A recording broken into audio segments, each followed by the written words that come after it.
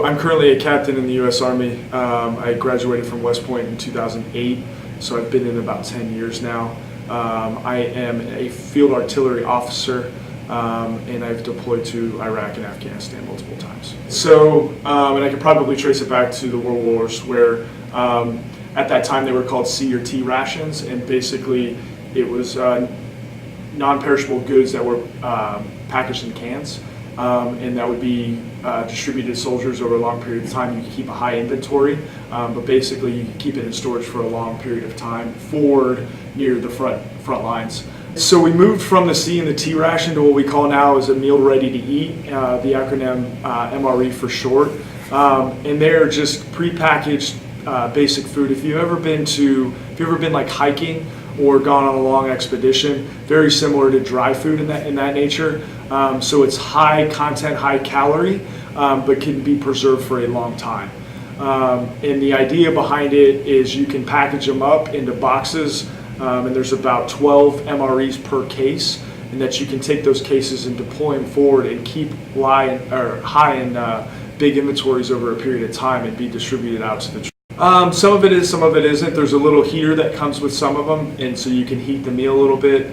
There's not any necessarily that you add water to other than the dry, which for all intents and purposes is called a milkshake. So they have milkshake ones and some different powders like beverage powders that you can mix water into for instant beverages or some kind of pudding or milkshake. So that's the advantage of having an MRE or a meal ready to eat. I can store it for a long period of time. It doesn't take time, money, and energy away to basically create more cooks, more jobs within the Army in order to serve soldiers hot and fresh meals.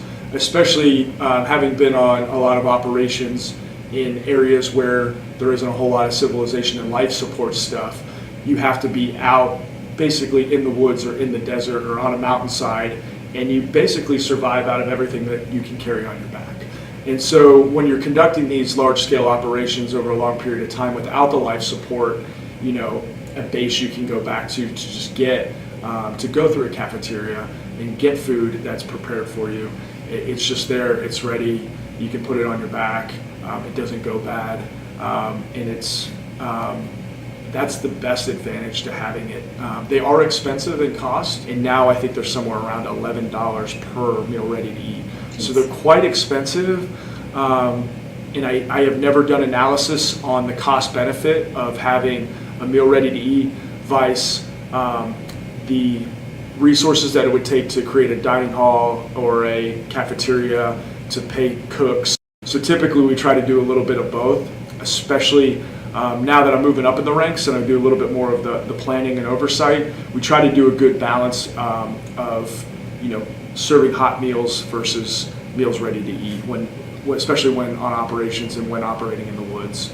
So what I've realized is you appreciate those affordable luxuries a little bit more.